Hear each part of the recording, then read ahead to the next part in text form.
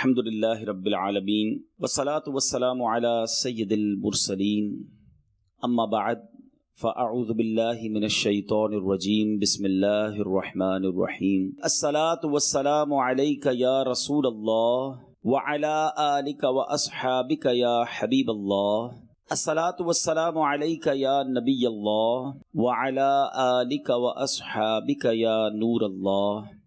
آج جس قیامت کی نشانی کو ہم نے ڈسکس کرنا ہے، جس کے بارے میں جاننا ہے، وہ ہے ٹڈی۔ اور واقعی آج کل ہمیں بہت سارا ٹڈی کے بارے میں سننے کو بھی ملتا ہے، لیکن اب سمجھنا یہ ہے کہ بیسیکلی ٹڈی کیا ہے، قرآن و حدیث کی روشنی میں اس جانور کے بارے میں ہمیں کیا سیکھنے کو ملتا ہے، اور یہ بھی ہم سمجھنے کی کوشش کریں گے کہ قیامت سے پہلے ایسا کیا ہوگا ٹڈی کے حوالے سے، وہ بھی آج کے ایپیسوڈ میں آپ جانیں گے۔ تو ہمارے ساتھ اچھی نیتوں کے ساتھ شامل رہیے۔ سب سے پہلے ہم آپ کو یہ بتاتے ہیں کہ اللہ تبارک و تعالیٰ نے قرآن پاک کے 27ویں پارے سورہ قمر آیت نمبر 7 میں ٹڈیوں کا ذکر اس طرح فرمایا کہ قیامت کے دن جو لوگ محشر کی طرف اٹھائے جائیں گے ان کو پھیلی ہوئی ٹڈیوں سے تشبیہ دی، کیونکہ جب ٹڈیاں جمع ہوتی ہیں تو لاکھوں کروڑوں کی تعداد میں ایک ساتھ آسمان پر گویا بادلوں کی طرح چھا جاتی ہیں اور ایک ساتھ ہی وہ نکلتی ہیں۔ تو قیامت کے دن بھی جب ایسا وقت ہوگا کہ لوگ محشر کی طرف جائیں گے تو ایسا ہی اس وقت بھی فیلنگ ہوگی کہ بڑی تعداد میں لوگ قبر سے نکلیں گے اور میدان محشر کی طرف وہ جمع ہو جائیں گے۔ قرآن پاک میں ایک اور قصہ ٹڈیوں کے حوالے سے موجود ہے اور وہ بھی آج ہم آپ کو بتاتے ہیں۔ ناظرین، حضرت موسیٰ علیہ السلام اور فرعون کے جادوگروں کا واقعہ، one of the historical event in the history of this universe. آپ نے سن رکھا ہوگا کہ حضرت موسیٰ علیہ السلام کے مقابلے میں فرعون جادوگر لایا تھا اور بعد میں وہ سب جادوگر مسلمان ہو گئے تھے، اور مسلمان بھی ایسے ہوئے کہ پھر فرعون جیسے ظالم اور بے باک شخص کی دھمکیاں بھی ان کو اپنے ایمان سے نہ ہٹا سکیں، ایمان سے وہ کسی طرح پیچھے نہ ہٹے، بلکہ فرعون کو ایسا جرأت مندانہ جواب دیا جسے اللہ تبارک و تعالیٰ نے 19 پارہ سورہ شعراء میں آیت نمبر 50 اور 51 میں کچھ اس طرح بیان فرمایا ہے۔ قالوا لا ضیر انا الى ربنا منقلبون انا نطمع ان یغفر لنا ربنا خطايانا ان كنا اول المؤمنین۔ ترجمہ کنز الایمان، وہ بولے کچھ نقصان نہیں، ہم اپنے رب کی طرف پلٹنے والے ہیں، ہمیں طمع ہے کہ ہمارا رب ہماری خطائیں بخش دے، اس پر کہ ہم سب سے پہلے ایمان لائے۔ ناظرین، مگر جب جادوگروں والے واقعے اور ان جادوگروں کے ایمان لانے کے بعد بھی فرعونی اپنے کفر و سرکشی پر جب جمے رہے تو آخرکار کیا ہوا؟ پھر اللہ تبارک و تعالیٰ نے گویا ایک اور ان پر نشانی بھیجی۔ حضرت موسیٰ علیہ السلام نے دعا کی تھی کہ یا رب، فرعون زمین میں بہت سرکش ہو گیا ہے اور اس کی قوم نے بھی عہد شکنی کی ہے، یعنی وعدہ خلافی کی ہے، انہیں ایسے عذاب میں گرفتار کر جو ان کے لیے سزا ہو اور میری قوم اور بعد والی قوموں کے لیے عبرت و نصیحت بن جائے۔ ناظرین، اب ایک عجب دور شروع ہوا، ایک عجب واقعہ شروع ہوا۔ اللہ تبارک و تعالیٰ نے طوفان بھیجا اور ہوا یوں کہ بڑے بڑے کلاؤڈز آئے، بادل آئے اور ڈارک اندھیرا ہو گیا اور کثرت سے ایبنڈنٹلی بارش ہونے لگی۔ فرعونیوں کے گھروں میں پانی بھر گیا اور ایسی رین ہوئی کہ وہ اس میں کھڑے رہ گئے، یعنی گلے تک، گردن تک ان کے پانی آ گیا اور جو بیٹھے تھے وہ ڈوب گئے۔ اچھا، اس میں ایک اور کمال کی بات یہ تھی ناظرین کہ بنی اسرائیل کے گھروں کے ساتھ تھے۔ یہ اللہ کی قدرت کا ایک ایسا نظارہ تھا کہ فرعونیوں کے گھروں میں پانی ہے اور وہ اس پانی میں کھڑے ہوئے ہیں، اور بالکل ساتھ ویری نیکسٹ ان کے گھر جو تھے، یعنی بنی اسرائیل کے گھر تھے، ان کے گھروں میں پانی نہیں تھا اور فرعونیوں کے گھر پانی سے بھرے ہوئے تھے۔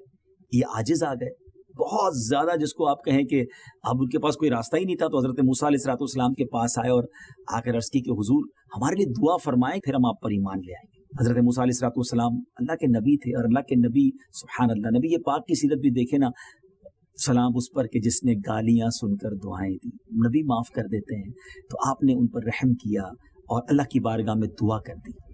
طوفان ٹل گیا، یہ پانی دور ہو گیا زمین میں۔ اب پانی، جب آپ سمجھتے ہیں کہ جب کسی جگہ پر پانی آئے، اب وہ پانی چلا گیا تو زمین سرسبز ہو گئی، شاداب ہو گئی، گرینری ہو گئی، ایسی گرینری ہوئی، ایسی کھیتیاں ہوئیں، ایسی فصلیں ہو گئیں اور اتنا فرٹیلائز وہ زمین ہو گئی کہ ایسی پہلے کبھی نہیں ہوئی تھی۔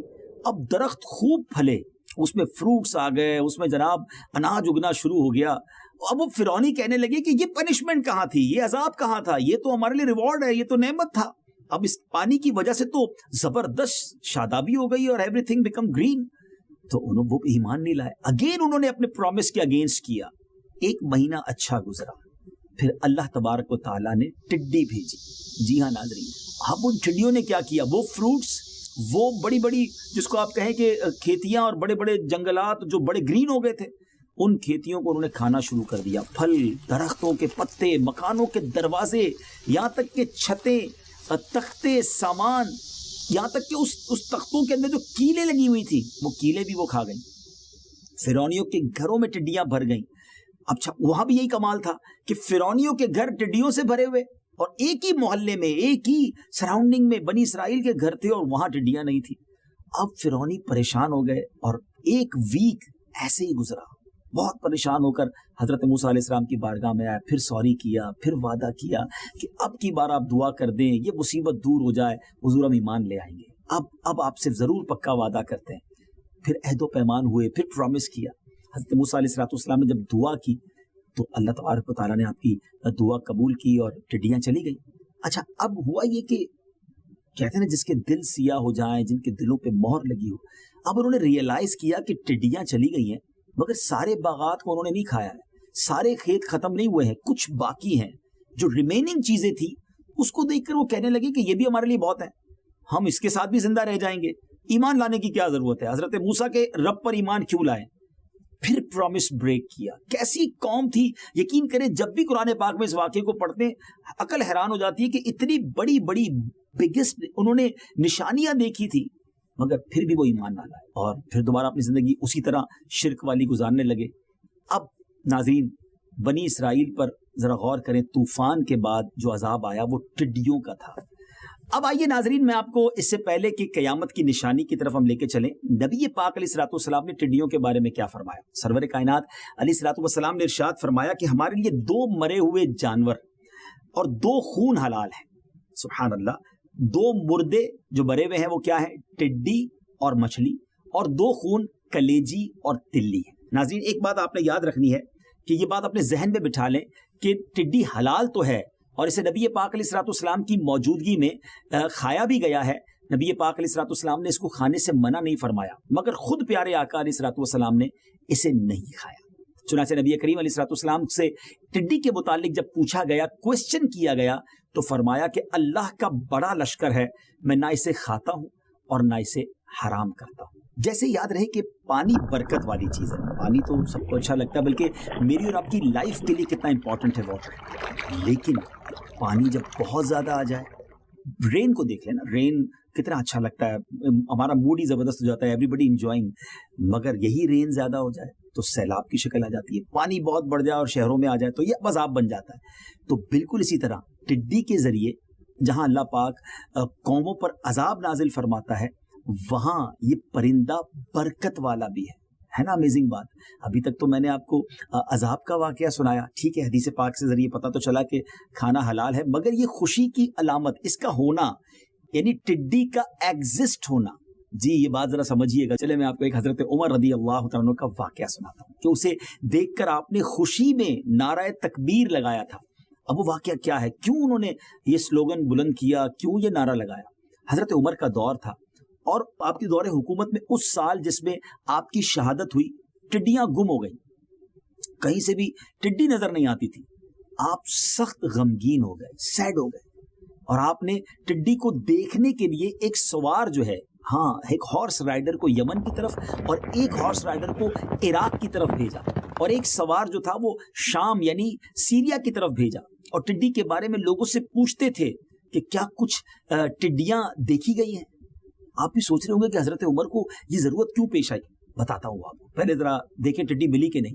ہوا یہ کہ جو ہارس رائڈر یمن گیا تھا وہ آپ کے پاس مٹھی بھر ٹڈیاں لایا اور آپ کے سامنے اس نے بکھیر دی. جب انہوں نے ان ٹڈیوں کو دیکھا تو حضرت عمر نے نعرہ تکبیر بلند کیا اور فرمایا کہ میں نے رسول اللہ صلی اللہ علیہ وسلم کو فرماتے سنا ہے کہ اللہ پاک نے 1000 مخلوقات پیدا کی ہیں, 1000, جن میں سے 600 دریا میں ہیں اور 400 خشکی میں, اور سب سے پہلے ہلاکت میں ٹڈی ہے. جب ٹڈی ہلاک ہوگی تو دوسری مخلوقات لگاتار ہلاک ہوں گی. یعنی پھر یہ ایک سلسلہ ہے. جیسے آپ دیکھتے ہوں گے نا تسبیح میں لڑی ہوتی ہے یا جو نیکلس ہوتا ہے, تو لڑی میں دھاگے کے اندر کچھ موتی ہوتے ہیں یا دانے ہوتے ہیں. جب اس لڑی کا دھاگا ٹوٹتا ہے نا تو پھر ایک ایک کر کے سارے دانے گر جاتے ہیں نا. تو بالکل اسی طرح ایک کے بعد ایک مخلوق ہلاک ہونا شروع ہو جائے گی جب قیامت قریب آئے گی. یعنی یہ حدیث پاک ہے کہ ٹڈی جو ہے وہ قیامت سے پہلے گویا غائب ہو جائے گی, ہلاک ہو جائے گی. جیسے احادیث میں کئی اور بھی نشانیاں ہیں, دجال کا فتنہ, امام مہدی کا ظہور, حضرت عیسیٰ علیہ السلام کا آسمان سے اترنا, یہ بھی قیامت سے پہلے ہوگا. یاجوج ماجوج, انگریزی میں اسے گوگ مگوگ کہتے ہیں, ان کا نکلنا, دابت الارض کا خروج وغیرہ, یہ قیامت کی جو نشانیاں ہیں. اسی طرح ٹڈیوں کا مکمل بالکل خاتمہ ہو جانا پوری دنیا سے, یہ بھی قیامت کی نشانیوں میں سے ایک نشانی ہے. تو ناظرین, اب ہمارے ایپیسوڈ کے اینڈ کا وقت قریب آ گیا ہے اور امید ہے کہ آپ کو یہ بات سمجھ آ گئی ہوگی کہ ٹڈیاں ہیں تو اس کا مطلب ابھی قیامت دور ہے, ابھی قیامت کی وہ والی نشانی پوری نہیں ہوئی ہے. ہمیں چلا ہر ایپیسوڈ میں جب ایک نشانی پر بات کریں گے تو آپ کو بتائیں گے کہ قرآن و حدیث کی روشنی میں یہ نشانی ہو چکی یا ہونا باقی ہے. تو بہرحال اللہ پاک سے دعا کرتے ہیں کہ ہم سب کو ایسے اعمال کرنا نصیب فرمائے کہ ڈے آف ججمنٹ جب اللہ کی بارگاہ میں حاضر ہوں تو ایسے اعمال ہوں ہمارے پاس کہ ہمیں جنت میں داخلہ مل جائے, رب کی رحمت نصیب ہو جائے. یاد رہے قیامت کی نشانیوں کے بارے میں تو آپ سن رہے ہیں, مگر ڈے آف ججمنٹ میرے اور آپ کے اعمال کا اکاؤنٹ ہوگا, حساب ہوگا. ایسے اعمال کیجئے کہ قیامت کے دن شرمندگی نہ اٹھانی پڑے. اللہ روز قیامت بھی مجھے اور آپ کو شرمندگی سے بچائے اور وہ خوش نصیب جو تھاؤزنڈز کی تعداد میں ہوں گے اور بلا حساب جنت میں داخل ہوں گے. اللہ تبارک و تعالیٰ مجھے بھی اور آپ کو اس میں داخل کر دے.